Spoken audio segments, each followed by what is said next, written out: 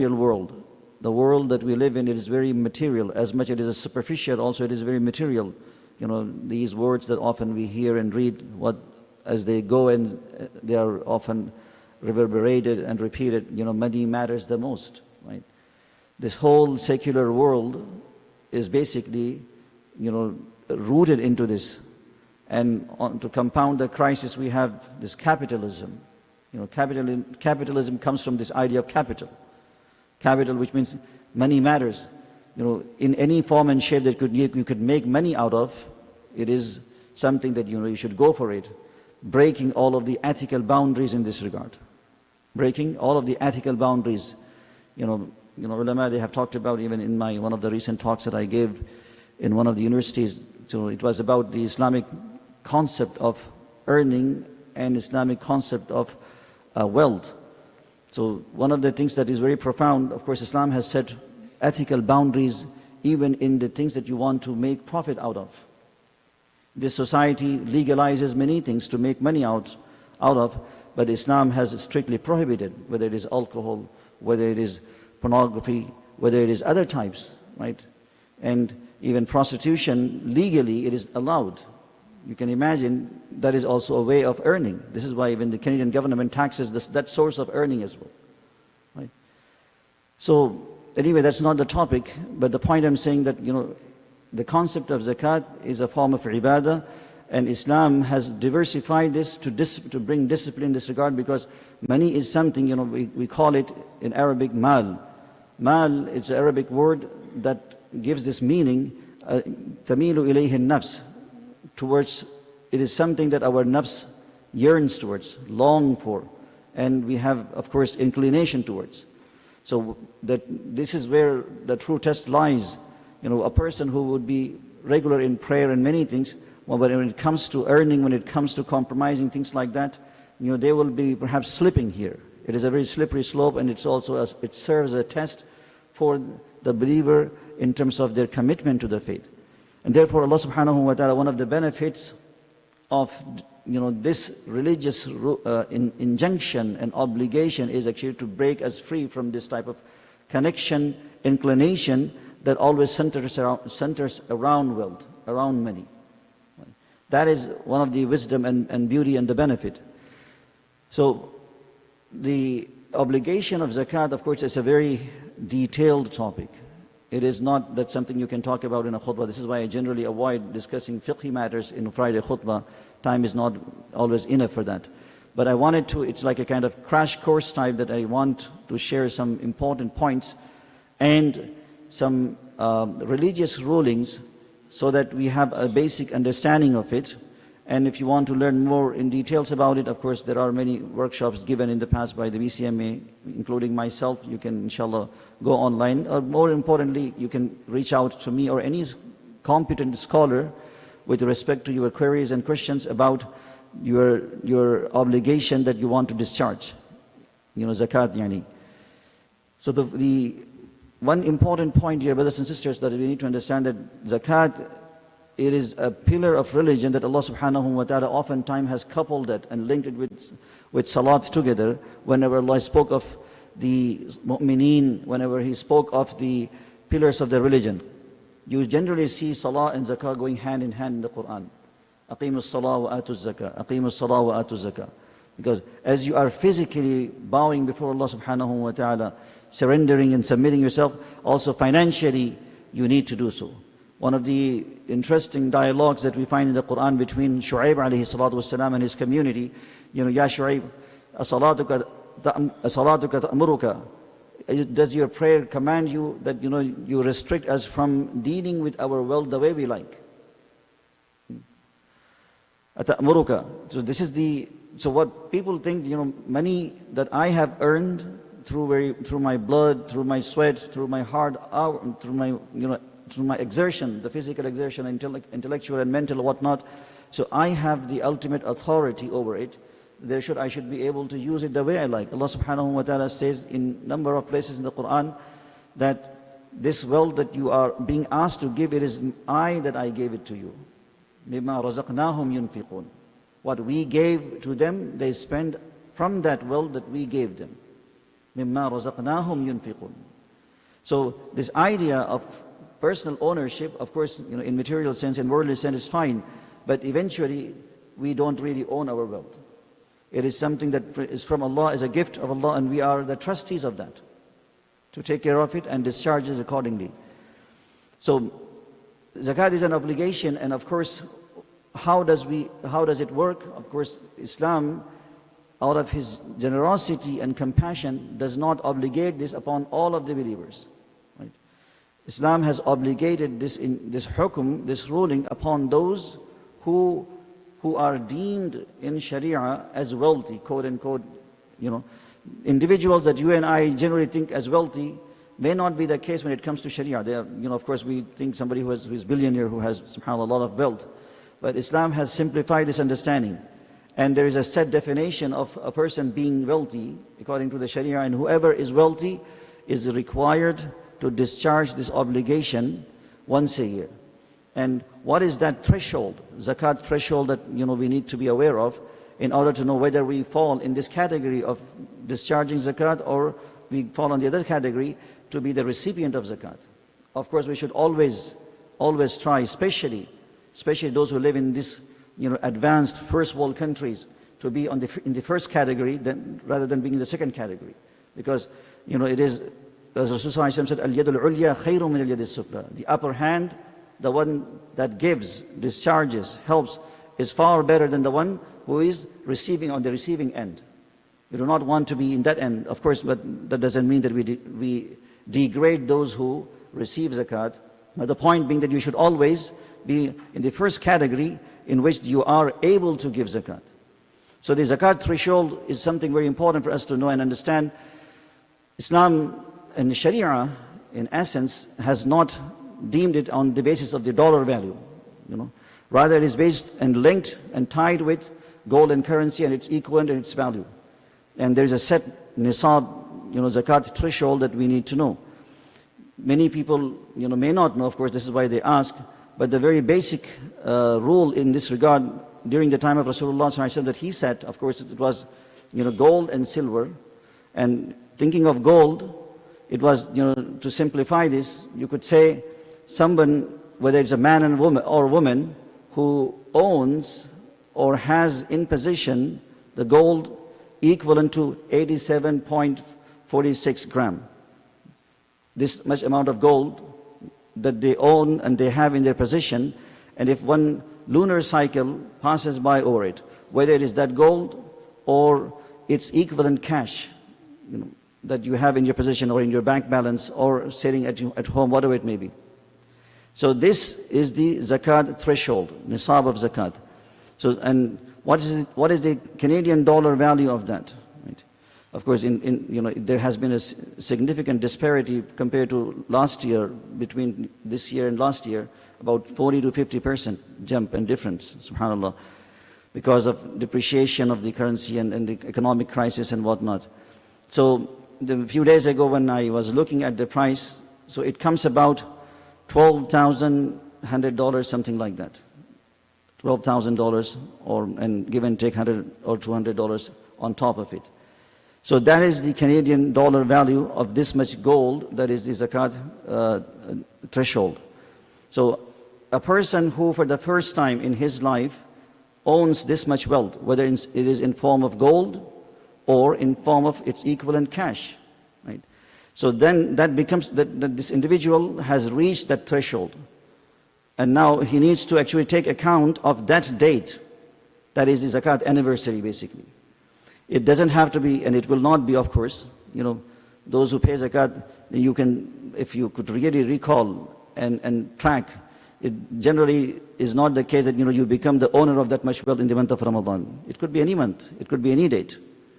So that is why, that is the most important thing. So the very day that you have, as Muslim, as a aqil, somebody who is sane, somebody who is, has reached the age of puberty according to Hanafi madhab, and of course, and owns this much wealth, the day that he has, or she has owned that much wealth, then that is the date that need to mark and remember. So when one whole lunar year passes by, then when the same date comes next year, now zakat is due on you to discharge it. And if you don't remember, then this is why ulama they say, then of course you choose any arbitrary date. Any date that you could think possibly the closest to the date that you think you have become sahib nisab. Not necessarily the month of Ramadan. But then third option, of course, is then if you can't even recall that, or the second one, then you think, then you can choose Ramadan as to be the arbitrary month, and then you choose any date in the month of Ramadan. You know, whether it's 10th or 5th or 15th, whatever it may be. And then whenever that date comes, then you make sure that you calculate all of your assets. You know, your wealth, your gold, your savings, and all of that, and then you discharge zakat. So whether it is gold, and the gold, when I say gold, in any form and shape, you know, of course there is ikhtilaf, but the ihtiyat based on the ahadith of Rasulullah, whether it is in the form of biscuit or piece of gold or jewelry or anything, whether it is in use or even in form of utensils, whatever it may be, all of those ones are zakatable assets. All of those ones, you know. There is, of course, this ikhtilaf that, you know, the jewelry that is in use, you know, is exempt from zakat, but that's one position. But there is this hadith of Rasulullah, one sahabi, that she came to Prophet wearing bangles. Prophet asked her, did you pay zakat on this? Then she said no. Then Prophet warned her, saying, you know, if you did not pay, then these bangles will turn into, on the day of judgment, into the fire. You will be asked to wear the braces of fire, not gold, on the day of judgment, if you did not dispense and discharge zakat on it. So this is why this is ihtiyat, that we pay zakat over all of these ones. And of course, the other question that generally people ask in this regard is about the ownership. Right? Ownership is the key requirement. You have to own this. If you are the co-owner of something, so what you don't own, you are not responsible, you don't pay zakat over. You know, there are things that people have, you know, as a co-ownership between the two, whether it's husband and wife or children or somebody else or whatever it may be. So whatever you own, it is that is zakatable asset. And this is very important, dear brothers and sisters, especially in our culture, you know, Indo-Pak culture and some other cultures. You know, we do not very clearly define our own assets. You know, what I mean by this, generally out of our respect to our parents, sometimes we buy things, we give things to our parents, not clearly defining the intention behind, whether it is just wealth or gold or things like that. You know, even in marriages, when the bride receives gold, what is the intention behind? Are you giving this as a gift to her, or you are just lending this to her to use it? So these intentions have to be clearly demarcated and defined, so that a person could know whether he or she is the owner of it or not, because zakat will be applied accordingly, the rule of zakat and the ahkam of zakat. Right? Same thing between parents and children.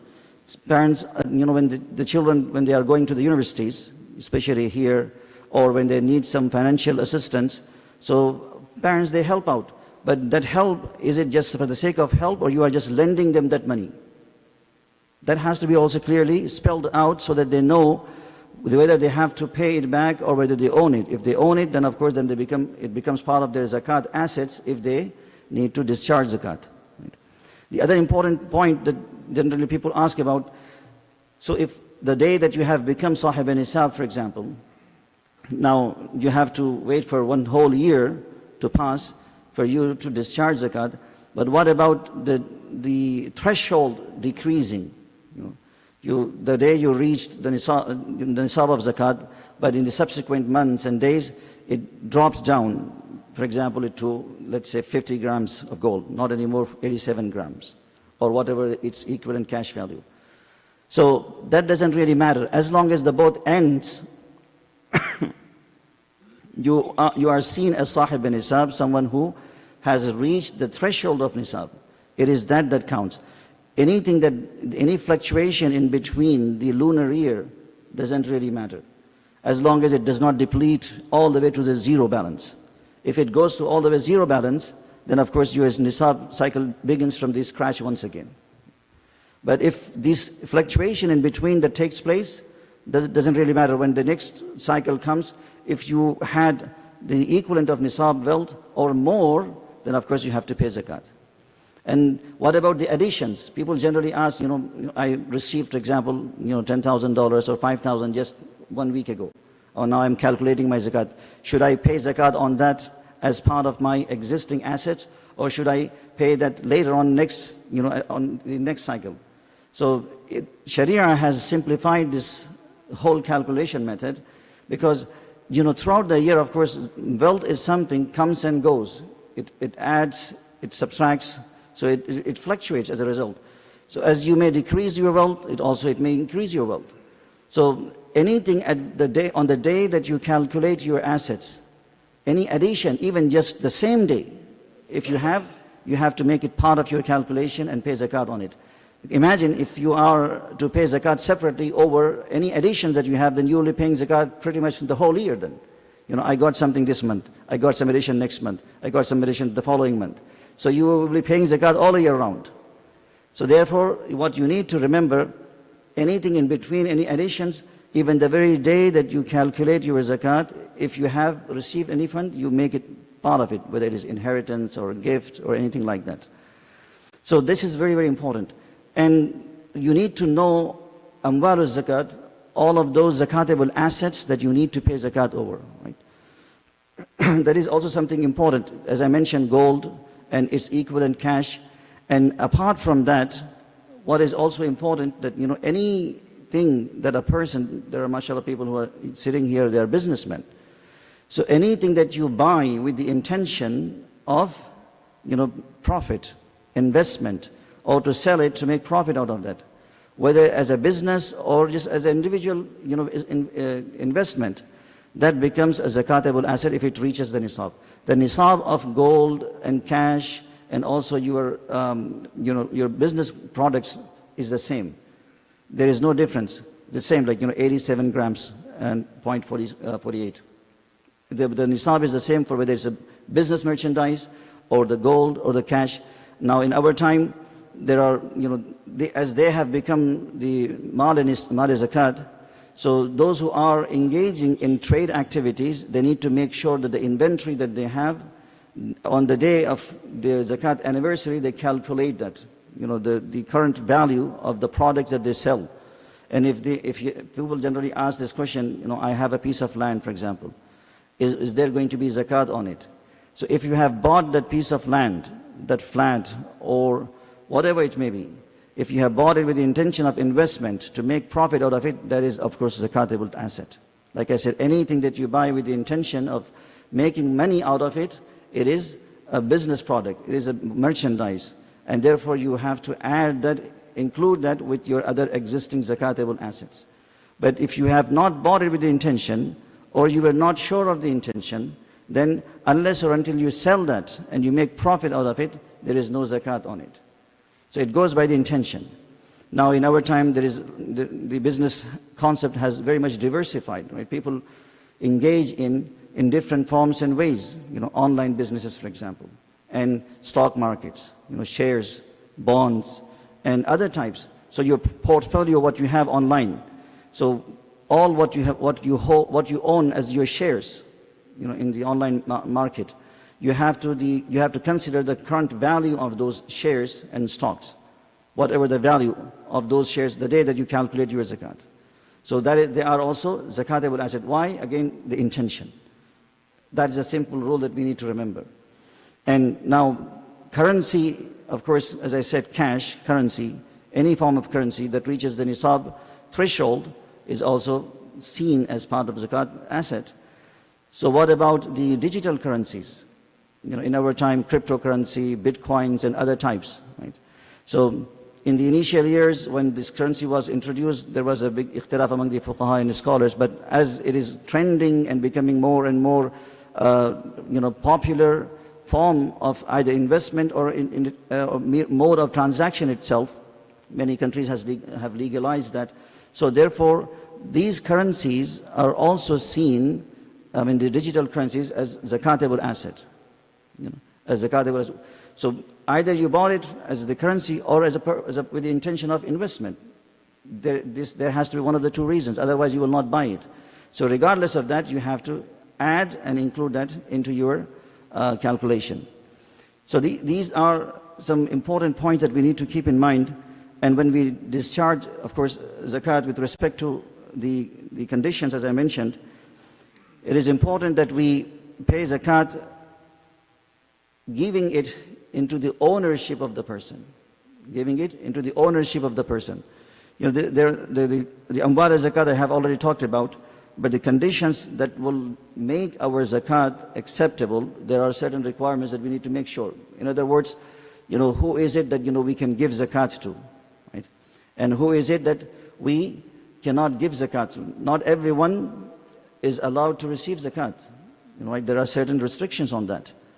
So one more important point before I discuss this, I forgot, now it came to my mind. So when you have this much wealth, you know, of course, what you can minus from your wealth that is in your possession is basically your immediate expenses that you have. For example, any bill that is utility bill or your rent, right? All of those things. Your essential expenses that you need to attend and they are due on the day that you dispense or discharge zakat, you can certainly minus that from your, you know, your wealth and your saving, whatever you have. And not, you know, for example, oftentimes people ask this question, you know, I have money aside for my Hajj, for example, that I want to go this year Hajj, or my daughter's wedding, or my son's education, etc. So future plans are not taken into account. Your future plan may work, may not work. Things change. But the day anything that is immediately due, it is this that you take into account. And those are the essential ones. And people generally think when it comes to, of course, you know, loans that you incurred, right? What about those loans? Because I owe money to people.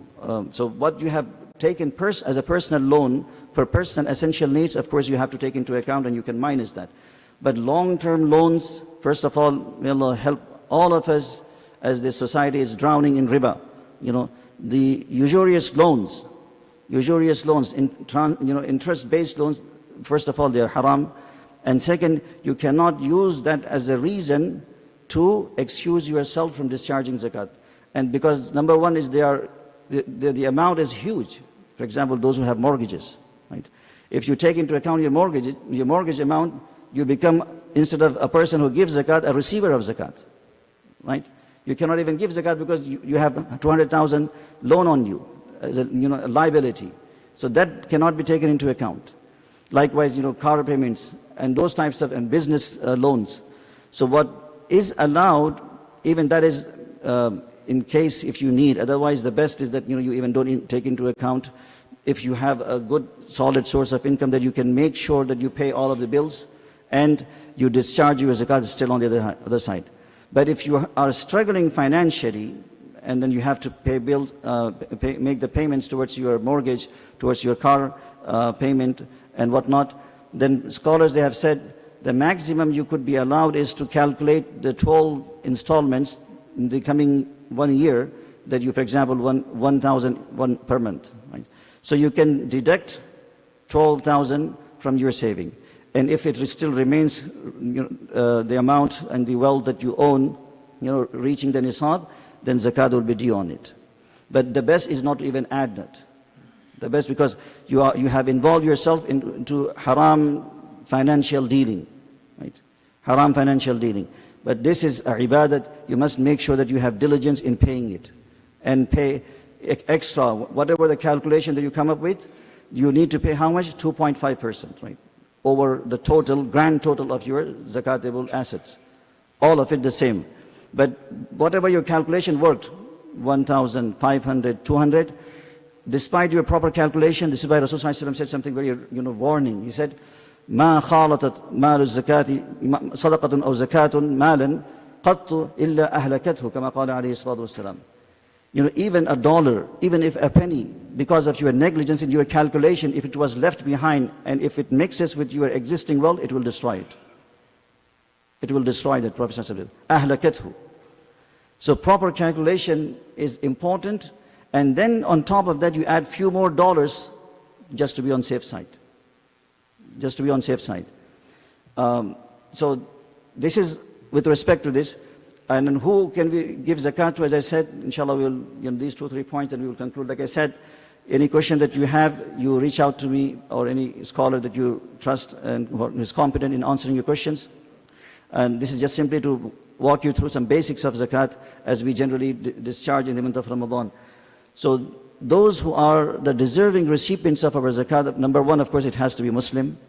Zakat is something that is exclusively dedicated to the Muslim community and the poor in the Muslim community. You cannot give this to non-Muslim.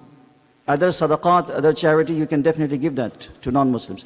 When it comes to zakat and all, as-sadaqat al-wajiba, the charity that is obligated in nature, for example, zakat al-fitr, that must be given and discharged towards fuqara, within the Muslim community. That is number one. And number two, of course, the one who is wealthy, he or she cannot receive zakat because they are the one to discharge zakat. Fuqaha, they have also stated somebody who doesn't have that much wealth in saving, but has enough assets, additional ones like clothes and car and furniture and things. If you liquidate all of that, it will eventually reach the nisab of zakat. So even that individual should be avoided to give zakat and should not receive zakat. Imam Shafi'i rahimahullah ta'ala says, even al-qawiyyu al-muktasib, someone who is not wealthy according to Sharia, but he is a strong and healthy individual who can make money, who can earn, and so that individual should not be given zakat either. But there is ikhtilaf in this regard. But the next important point, of course, we cannot give zakat money to the family of Rasulullah sallallahu alaihi wasallam. Sadat, those who belong to Banu Hashim and the certain members of the family of Prophet alayhi salatu wasallam. Because zakat is seen as kind of felt, and therefore the nobility of this family requires that you help them if they are in need through other means, not through this wealth. And besides that, your own parents, you cannot discharge zakat to them. You cannot give them because it is seen that you are as if using in your own household your own zakat. So your parents, your grandparents, you cannot give zakat to. Likewise, your own children and your own grandchildren, you cannot give zakat to. Between spouses, same thing. The reason being, although they may be needed, they are maybe fuqara, but again, the point being that if you give zakat to them, that means that you are using your zakat in your own household. That is why it is not allowed. Right? And of course, that being said, when it comes to any other family member, of course you can give your zakat to, besides your parents, besides your children, and besides your spouse. And in fact, that is preferred way. Your family has the first right over your zakat, your wealth, and your charity. Rasulullah said, you will gain double ajr in doing so. One is to discharge zakat, second is to maintain the kinship bond. So this is how you should do. And then last but not least, of course, when you discharge zakat, you make sure that you give them, you transfer the ownership of that fully to them. Not that you give something for them to use and then you take it back. This is why scholars, they have said that you cannot cook the meal and invite fuqara to come at your place and eat, because you are not giving this in their possession, in their ownership. You must give this fully in their ownership. So these are some basic rules that we need to be mindful of. And like I said, if you have any question, inshallah, you can reach out to me. I hope that what we discussed, it helps us, inshallah, to better understand the concept of zakat and the obligation of zakat. As we discharge, we must make sure we have full due diligence in our calculation and in monitoring our wealth and in defining the boundaries of our wealth, and also in discharging the zakat, the obligation in this regard. May Allah subhanahu wa ta'ala accept our sadaqat and charity and zakat, as Ramadan is the month of giving, making sure that we maximize this in this regard and become a better person, a more generous one in the month of Ramadan. May Allah subhanahu wa ta'ala give us tawfiq to act upon it. Subhanallah bihamdihi, subhanakallahumma bihamdik, wa nashhadu an la ilaha illa anta, wa nastaghfiruka wa natubu ilayh. Subhana rabbika rabbil izzati amma yasifun, wa salamun ala al-mursalin, walhamdulillahi rabbil alamin.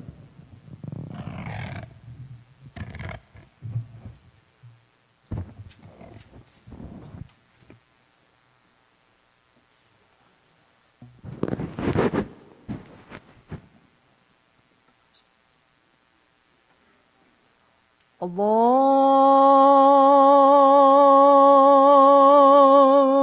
Akbar,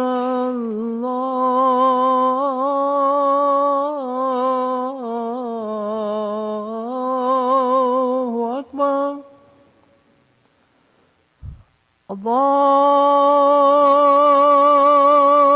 Allahu Akbar.